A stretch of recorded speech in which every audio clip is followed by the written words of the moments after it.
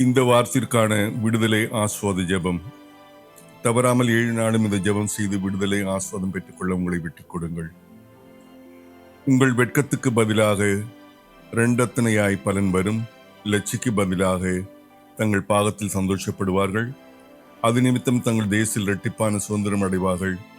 நித்திய மகிழ்ச்சி அவளுக்கு உண்டாகும் என்று ஏசாயா 61:7 எழுதியிருக்க வாசிக்கிறோம். இந்த நாளை காணச் செய்து தூங்கச் செய்ததற்காய் தேவாய் தேவனை உமக்கு கோடான கோடி நன்றி ஸ்தோத்திரம் செலுத்தி பணிந்து கொள்கிறோம்.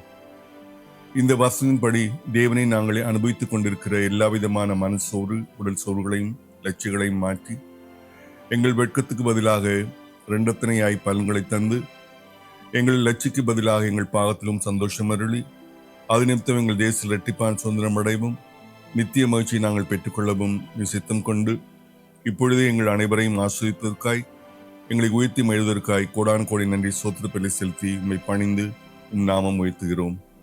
இது எங்களுக்காக அருள்கின்ற அளவற்ற அன்புக்காக, நன்மைகளுக்காக, பாதுகாப்புக்காக, தயவுக்காக, கிருபைக்காக கோடான கோடி நன்றி ஸ்தோத்திரப்பலி செலுத்தி மகிழ்கிறோம், பணிகிறோம். ஆம், ஆமேன், ஹல்லேலூயா, ஓசனா, ஷாலோம்.